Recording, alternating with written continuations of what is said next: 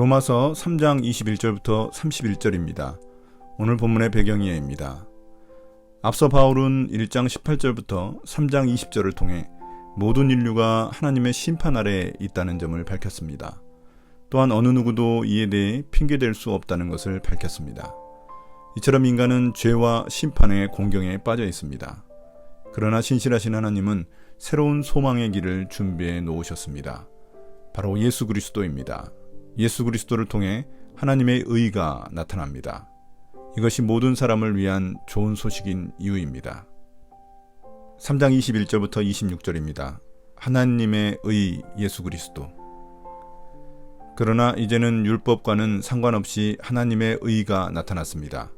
그것은 율법과 예언자들이 증언한 것입니다. 그런데 하나님의 의는 예수 그리스도를 믿는 믿음을 통하여 오는 것인데 모든 믿는 사람에게 미칩니다. 거기에는 아무 차별이 없습니다. 모든 사람이 죄를 범하였습니다. 그래서 사람은 하나님의 영광에 못 미치는 처지에 놓여 있습니다. 그러나 사람은 그리스도 예수 안에서 얻는 구원으로 말미암아 하나님의 은혜로 값없이 의롭다는 선고를 받습니다.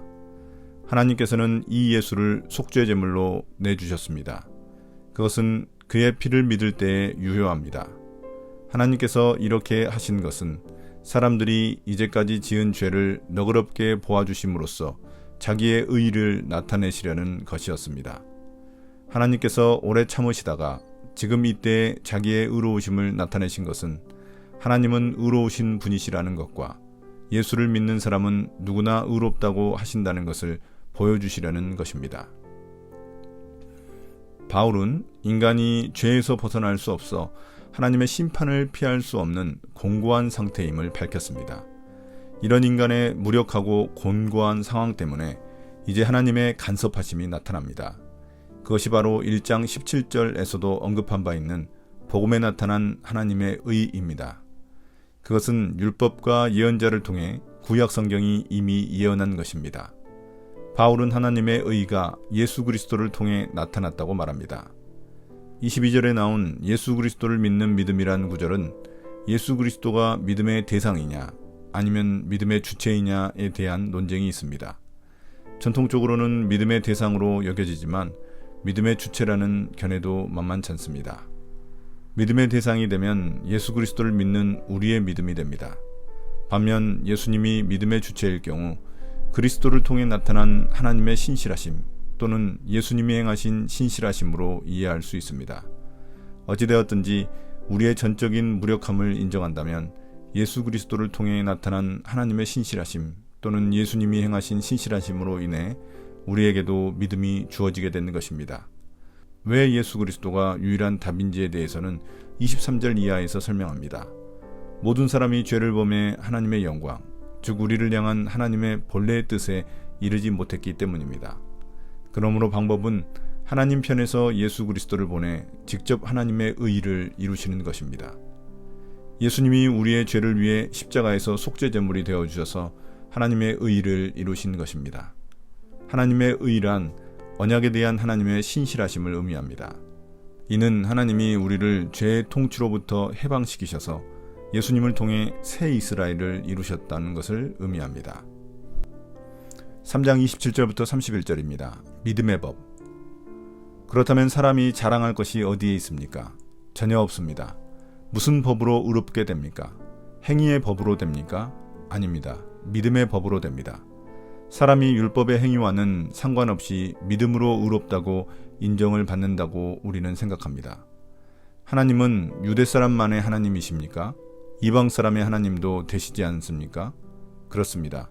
이방 사람의 하나님도 되십니다. 참으로 하나님은 오직 한 분뿐이십니다. 그러므로 하나님께서는 할례를 받은 사람도 믿음을 보시고 의롭다고 하시고 할례를 받지 않은 사람도 믿음을 보시고 의롭다고 하십니다. 그러면 믿음으로 말미암아 우리가 율법을 폐합니까? 그럴 수 없습니다. 도리어 율법을 굳게 세웁니다. 이제 바울은 문답식 대화법을 통해 자신의 주장을 정리합니다. 먼저 모든 인류는 죄 가운데 하나님의 심판을 받아야 마땅합니다. 그런데 예수 그리스도를 통한 하나님의 신실하심으로 우리에게 믿음이 주어졌기에 어느 누구도 자랑할 수 없습니다. 바울은 그것을 믿음의 법이라고 부릅니다. 행위로 인해서는 어느 누구도 하나님의 심판에서 자유로울 수 없습니다. 믿음의 법에 따라 의로움을 얻는 것은 오로지 하나님의 은혜일 뿐입니다. 그렇다면 유대인만 하나님의 의를 주장할 수 없습니다. 유대인들의 율법이나 할례와 상관없이 하나님의 신실하심 때문에 의로워진 것이기 때문입니다.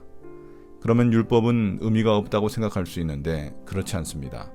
율법의 기능은 유대인들에게 하나님의 의를 얻게 하는 기능이 아니라 그들을 정죄하여 믿음의 법을 따르게 할 뿐입니다. 그러므로 믿음의 법을 따르면 순종을 통해 율법의 진정한 정신을 성취하게 됩니다. 그러므로 율법을 굳게 세우게 됩니다.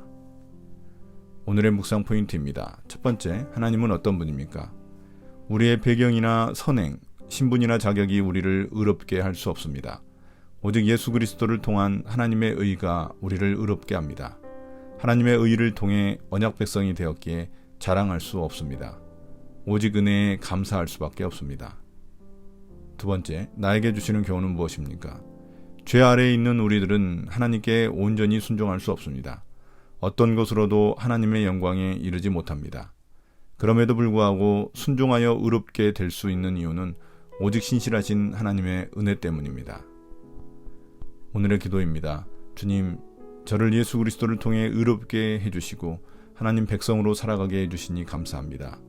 그 은혜에 합당한 삶으로 응답하겠습니다.